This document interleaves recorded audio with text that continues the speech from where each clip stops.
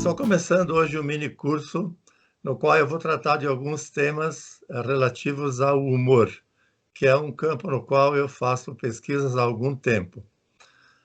O meu interesse não é nem discutir, nem mesmo noticiar, resumidamente, o que dizem psicólogos, sociólogos, filósofos, antropólogos, etc., sobre humor.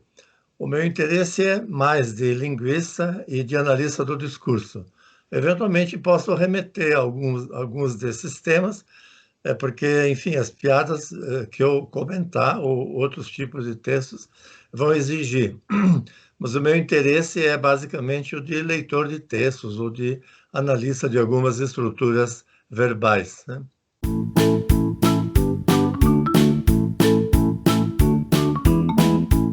A primeira coisa que eu quero dizer é, na verdade, reportar o que se lê em qualquer livro relativamente sério sobre humor, é que o humor é um conceito muito difícil de definir. Isto é difícil dar a ele uma definição unívoca e simples, né? É um tema complexo, e tem muitos tipos de manifestações, que vão desde a piada, por um lado, que talvez seja o gênero mais conhecido e muito praticado, até manifestações que não têm nada a ver nem com linguagem, nem com problemas propriamente, que são, digamos, as palhaçadas de circo, né? A gente ri do palhaço, que não são exatamente as mesmas que fazem a gente rir de uma piada, né? Claro que é possível fazer alguns esboços de classificação, mas eu não vou estar muito interessado nisso. Eventualmente posso remeter a algum livro que trate dessa questão. A primeira coisa que eu quero comentar um pouco, ou a segunda, na verdade, né, é a relação entre humor. Muita gente associa humor a riso como se só houvesse riso quando há humor, e se para que haja humor é preciso que haja riso. É uma associação muito frequente, muito comum, mas ela não é necessária, nem numa direção, nem noutra direção.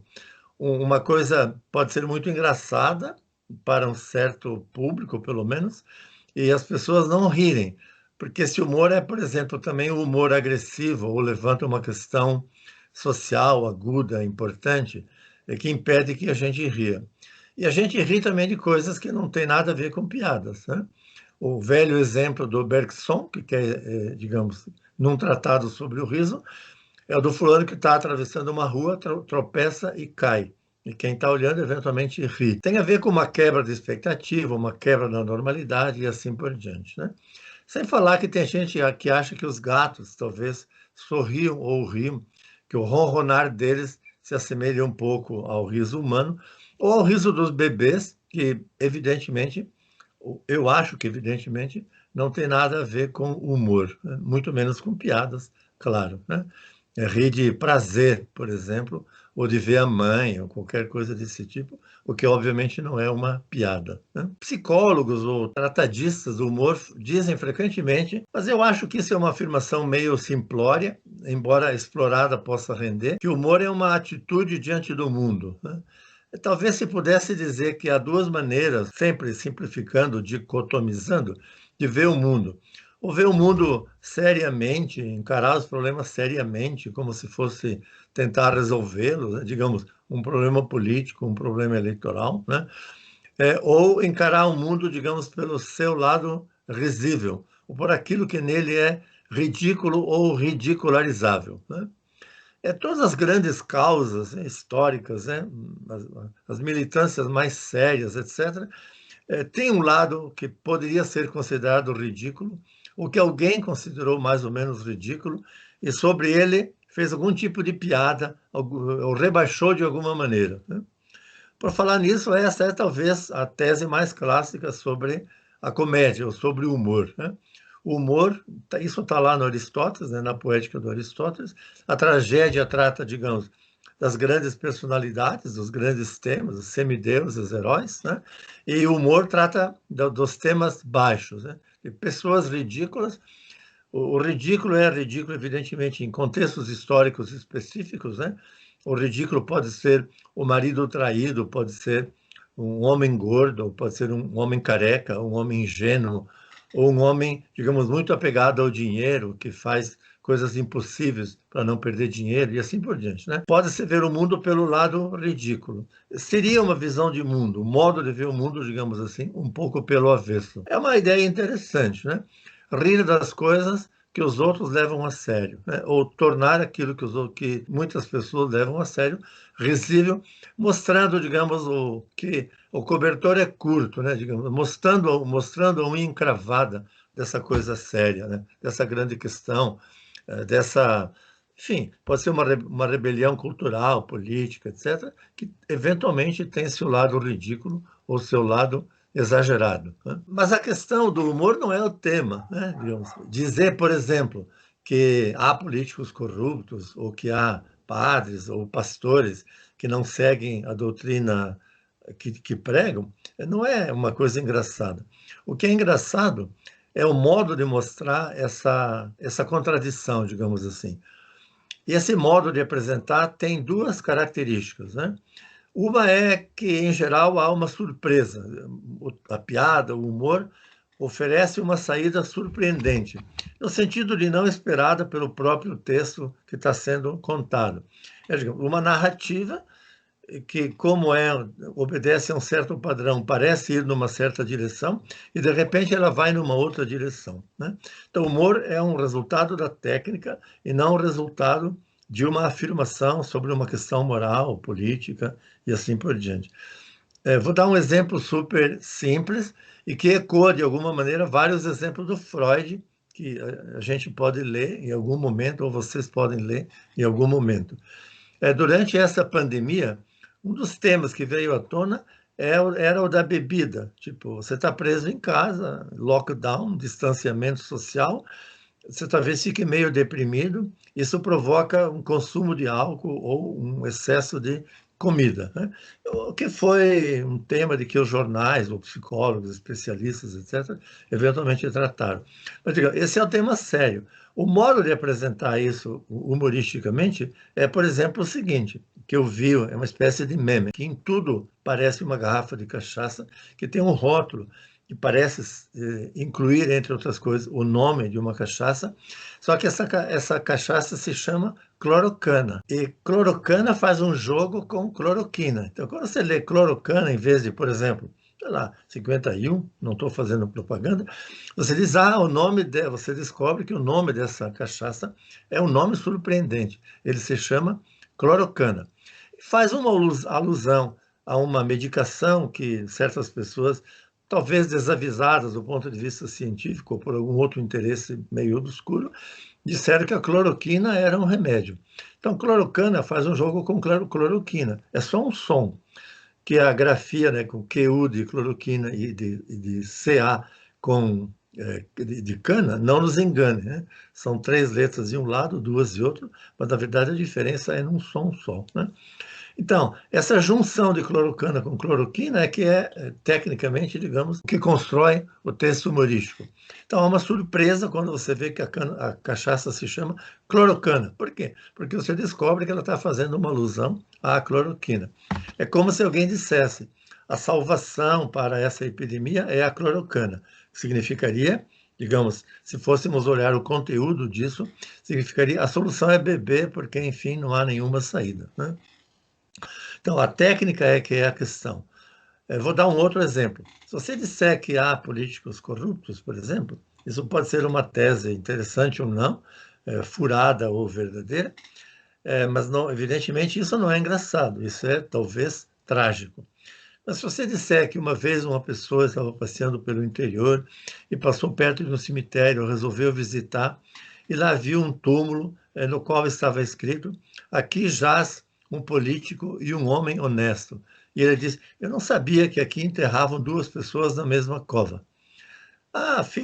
Você descobre que político e homem honesto não são 2 características da pessoa, mas são 2 pessoas. O texto, a sintaxe, essa oração aditiva, digamos, né, não é necessariamente interpretável como sendo 2 coisas. Acho que 2 pessoas. Acho que até nem é possível no mundo sério. Mas no mundo do cômico, no mundo do inconsciente, das associações, etc., isso é uma coisa possível. Então, o que torna, digamos, esse texto engraçado essa técnica que apresenta uma frase que parece ter um sentido comum, corrente, né? Aqui jaz um político e marido perfeito, um pai e marido amantíssimo, qualquer coisa desse tipo. Isso ocorre por aí nos túmulos, e ali tem esse E, só que a pessoa que lê faz de conta que está lendo como se houvesse duas pessoas, um político e um homem honesto. E como se diz um político e um homem honesto, uma implicação disso é que o homem honesto é uma pessoa e o político é a outra. O que não significa, logicamente, que o político não é honesto. Mas na piada significa que sim, né? O político é não honesto e o homem honesto é o homem honesto, né?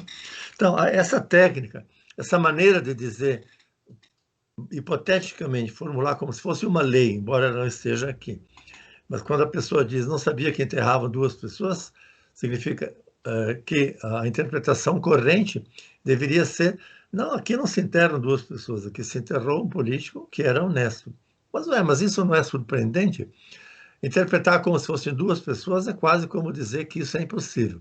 Mas essa é a tese séria. A piada deriva desse jogo no qual você descobre que, eventualmente, aquela frase, aquela inscrição no túmulo poderia ter uma outra interpretação. Então, já que são técnicas, vamos falar um pouquinho mais de uma técnica, né? No país hoje, no Brasil, alguns imitadores fazem muito sucesso. Pessoas que imitam políticos, ou imitam pastores, ou imitam um cardeal aqui ou ali, né? É, são considerados humoristas, certo? Pessoas que fazem um trabalho que tenham características humorísticas, cuja consequência, eventualmente, ou muito frequentemente, é que a gente ria daquilo que se está ouvindo, né? Então, por que que a imitação é engraçada, né? Primeiro porque aparece alguém que imita a fala de um outro. Isso parece um pouco espantoso, mas como isso não é sério, digamos assim, quer dizer, não é um espião tentando imitar a fala de um outro espião para poder invadir um setor secreto de um exército, de um Estado. Não, é um jogo, é uma brincadeira. Mas é uma brincadeira que também rebaixa o cara humilhado, o cara imitado, frequentemente. Imita o tom de voz, etc. Quanto mais a personagem for caracterizada como a original, talvez mais engraçada seja a imitação. Se, por exemplo, se imitar também a roupa, também o cabelo, também o nariz, também o óculos, e assim por diante, talvez fique mais engraçado. É um pouco como se evocássemos aqui o palhaço. Mas as imitações também imitam, de alguma maneira, embora alterando, parodiando, o discurso típico dessa pessoa, né? Então, essa paródia é também uma origem do humor, uma fonte de alegria, entre aspas, e talvez de chateação, porque o que está sendo imitado é uma coisa da qual não gostamos, que temos que engolir, né? Há um humor que é verbal, que é muito típico, né, das crônicas ou das piadas, etc., e há um humor gráfico, né, hoje muito comum, né, não só porque o humor gráfico invadiu os jornais e as revistas, há um setor do jornal em que estão as tiras, por exemplo, né? Algumas são obviamente engraçadas, são quase piadas, algumas são meio filosóficas, digamos assim, portanto são menos engraçadas. Ou há uma charge, né, junto com os editoriais, o que permite discutir se a charge é propriamente uma coisa engraçada, ou se é um modo meio cínico de apresentar uma tese, pelo avesso, ou aparentemente pelo avesso, mas a tese é séria, né? Enfim, há um humor gráfico muito constante. E quanto mais esse humor gráfico tiver uma técnica interessante, incluir elementos variados, diversos, mais sofisticado fica esse desenho, ou essa foto, ou essa montagem. Os memes estão aí, muita gente está estudando o meme, porque são montagens, em geral, com um efeito relativamente humorístico, mas eu quero mencionar aqui, se eu puder, eu ponho no ar, se eu conseguir, tecnicamente, né?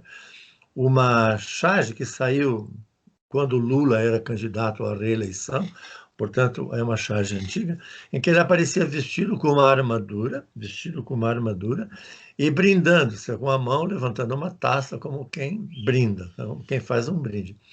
Mas ele dizia, em vez de dizer um brinde a não sei o quê, ele dizia um blinde, um blinde.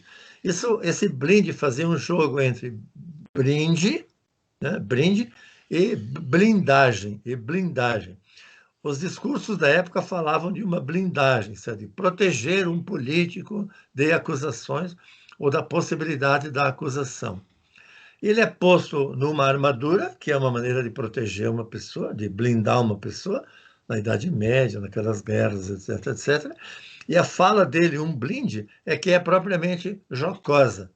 Mostrar um político vestido de armadura pode ser um pouco ridículo, e, portanto, pode ser um pouco engraçado.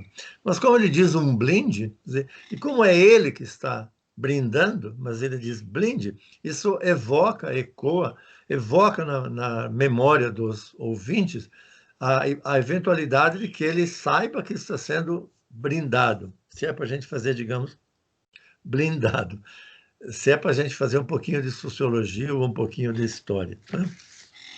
Então, o humor tem a ver com essa surpresa, com essa técnica e com uma maneira, digamos assim, não séria, não séria de ver o mundo.